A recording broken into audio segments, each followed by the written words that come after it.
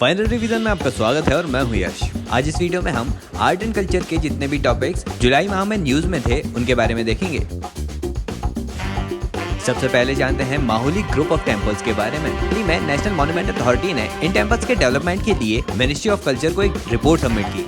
Mahuli group of temples जो हैं वो महाराष्ट्र के सतारा के निकट माहुली में उपस्थित हैं। ये कृष्णा और वेन्ना नदी के किनारे हैं। 5 टेम्पल्स हैं इसमें 11वीं और 12वीं सदी से रिलेटेड। इनमें हेमाद पंथी स्टाइल ऑफ आर्किटेक्चर है। एक्चुअली ये जो हेमाद पंथ थे ये देवगिरी के सेवना यादवास के यहाँ प्रधानमंत्री थे। यहाँ पर विश्वेश्वर टेम्पल को संगम माहुली और रामेश्वर टेम्पल को छत्र माहुली के नाम से जाना जाता है। आगे बात करते हैं महाराजा सरफोजी के बारे में। हाल ही में राजा सरफोजी और उनके बेटे शिवाजी की बनी 19वीं सदी की रेयर पेंटिंग जो तंजावुर के सरस्वती महल से चोरी हो गई थी उसे यूएस म्यूजियम में ट्रेस किया गया। बात करें महाराजा सरफोजी के बारे में, ये तंजावुर के भोसले राजवंश के अंतिम शासकों में से एक थे। इनका शासन 1777 से 1832 तक रहा। इनके बेटे शिवाजी ने रूल किया 1855 तक और उसके बाद डलहौजी की हड़प नीति के माध्यम से इनका किंगडम हड़प लिया गया ब्रिटिशर्स के द्वारा। आगे जानते हैं हटीज के बारे में। ये ट्राइबल ग्रुप है हिमाचल प्रदेश का। हिमाचल प्रदेश की सरकार ने सेंट्रल गवर्नमेंट से इन्हें शेड्यूल्ड ट्राइब का दर्जा देने की रिक्वेस्ट की है। हटीज कम्युनिटी बागवानी या कृषि कर्म के माध्यम से उत्पादन करके अपने उत्पादों को हाट में जाकर बेचते हैं, इसलिए इनका नाम हटीज है। ये हिमाचल प्रदेश में टॉन्स रिवर और गिरी रिवर के पास रहते हैं। आगे बात करते हैं बोनालू फेस्टिवल के बारे में। ये सेलिब्रेट किया जाता है तेलंगाना के कुछ हिस्सों में जैसे हैदराबाद, सिकंदराबाद आदि में। ये महाकाली को डेडिकेटेड एक फेस्टिवल है। इसमें बोनम का मतलब होता है मील या खाना। यहाँ महिलाएं खासकर चावल से खीर बनाकर उसे ब्रास के बर्तन में सिर पर ले जाती हैं और माता को समर्पित करती हैं। अगला आर्टिकल है अनायुथु रिचुअल के बारे में। ये केरल के थिरसूर में श्री वडक्कुनाथन टेम्पल में मनाया जाता है। यहाँ पर अनायुथु एक गज पूजा या हाथी पूजा है। इस टेम्पल के आसपास हाथियों को अच्छे अच्छे पकवान खिलाए जाते हैं। ये मलयालम कैलेंडर के करक्किडकम महीने के पहले दिन मनाया जाता है। अब यहाँ वडक्कुनाथम टेम्पल एक शिवा टेम्पल है। अगला आर्टिकल है वाराणसी के बारे में।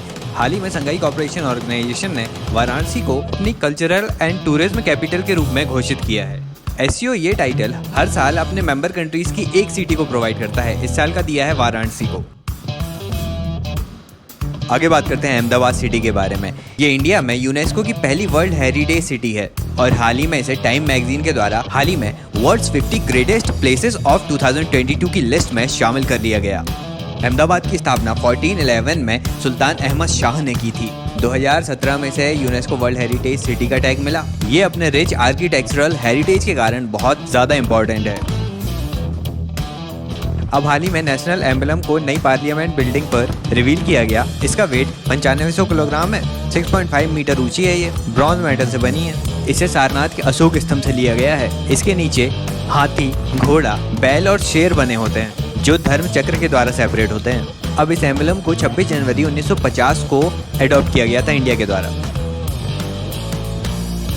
आगे जानते हैं सन्नति के बारे में। ये 1986 में खोजी गई कर्नाटक के भीमा रिवर के पास स्थित कंगनहल्ली गांव में स्थित एक एंशिएंट बुद्धिस्ट साइट है। देखिए 1986 में ना यहाँ पर एक काली माता का टेम्पल मौजूद था, लेकिन वहाँ पर उसकी छत गिर गई तो यहाँ उस टेम्पल का मलबा हटाया गया। उस समय ही इस सन्नति से अशोक किंग के या मौर्य किंगडम के कुछ अवशेष प्राप्त हुए। यहाँ पर अशोक के अभिलेख जो प्राकृत भाषा में थे और ब्राह्मी लिपि में थे वे प्राप्त हुए। साथ ही एक बड़ा स्तूप महास्तूप प्राप्त हुआ जिसे अधोलोक महाचैत्य कहा जाता था। यहाँ सम्राट अशोक की एक मूर्ति मिली है जिसे ब्राह्मी लिपि में राया अशोक लिखा गया है। देखिए आर्कियोलॉजिकल सर्वे ऑफ इंडिया ने यहाँ 1986 से 2001 तक खुदाई की, लेकिन उसके बाद एक्सकेवेशन का काम रोक दिया। अब लगभग 20 से 21 साल बाद यहाँ पर फिर से एक्सकेवेशन शुरू किया जा रहा है, इसलिए ये न्यूज़ में था। आगे है स्वामी रामानुजाचार्य। हाल ही में यूनियन होम मिनिस्टर ने स्टेट ऑफ पीस के रूप में स्वामी रामानुजाचार्य का स्टैच्यू श्रीनगर जम्मू कश्मीर में अनवील किया है। स्वामी रामानुजाचार्य जी का जन्म विक्रम संवत 1074 में तमिलनाडु में हुआ था। इनके पिता केशवाचार्य और माता कांतिमणि थी। इन्होंने छुआछूत का विरोध करना शुरू किया था और जो समाज के सबसे ज्यादा शोषित वर्ग थे उन्हें थिरुकुलाथर कहा, मतलब बॉर्न डिवाइन, मतलब ऐसा व्यक्ति जिसका जन्म ही डिवाइन है, दैवीय है। अब इनके कार्यों को देखकर इनके गुरु ने इन्हें टाइटल दिया था एम पेरूम अनार, मतलब आप हम सबसे आगे हैं। ये ऐसे पहले हिंदू आचार्य हैं जिन्होंने महिलाओं को संन्यास दिए जाने के लिए सपोर्ट किया था। इन्होंने कर्नाटक के मांड्या डिस्ट्रिक्ट में यतिराज मठ को एस्टेब्लिश किया था, जो आज भी चल रहा है। अब आपने गुजरात के पोएट नरसिंह मेहता का ये कंपोजिशन सुना होगा, वैष्णव जन तो तेने कहिए जे पीर पराई जाने रे। ये मैसेज बेसिकली रामानुजाचार्य जी का है। आगे जानते हैं मानगढ़ हिलॉक या मानगढ़ की छोटी पहाड़ी के बारे में। हाल ही में नेशनल मॉन्यूमेंट अथॉरिटी के चेयरमैन ने मिनिस्ट्री ऑफ कल्चर के सामने एक रिपोर्ट सबमिट की, जिसमें राजस्थान के मानगढ़ हिलॉक को monument of national importance declare करने की बात कही गई। मानगढ़ की पहाड़ी राजस्थान के बांसवाड़ा डिस्ट्रिक्ट में उपस्थित है, अरावली माउंटेन में स्थित है, जो गुजरात से बॉर्डर शेयर करता है। यहाँ पर 1913 के फ्रीडम फाइट में 1500 भील ट्राइबल फ्रीडम फाइटर को मार दिया गया था। इसे आदिवासी जलियांवाला के नाम से भी जाना जाता है। अब इस फ्रीडम फाइट में लीडर थे गोविंद गुरु। आगे जानते हैं काई चटनी के बारे में। ये रेड आंट से बनने वाली चटनी उड़ीसा के मयूरभंज डिस्ट्रिक्ट में बनाई जाती है। हाल ही में ज्योग्राफिकल इंडिकेटर देने की बात की जा रही है, इसे दिया नहीं गया है अभी। ये उड़ीसा के वेवर आंट से बनाई जाती है, ज्यादातर ट्राइबल ग्रुप्स बनाते हैं इसे।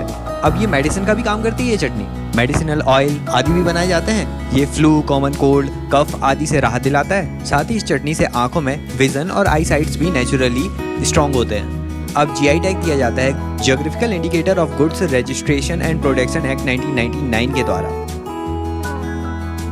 अब बात करते हैं संभाजी नगर के बारे में। औरंगाबाद का नाम बदलकर संभाजी नगर कर दिया गया है। औरंगाबाद को फाउंड किया था 1610 में मलिक अंबर ने, जो सिद्दी जनरल था निजाम शाही डायनेस्टी में अहमदनगर में। और संभाजी हैं छत्रपति शिवाजी महाराज के बेटे, जिनकी हत्या 1689 में औरंगजेब ने इसी स्थान पर की थी।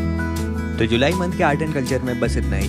वीडियो को लाइक कर दीजिए, पहली बार चैनल पर आ रहे हो तो सब्सक्राइब भी कर लेना, अभी बहुत कुछ आना बाकी है। Thank you so much for listening.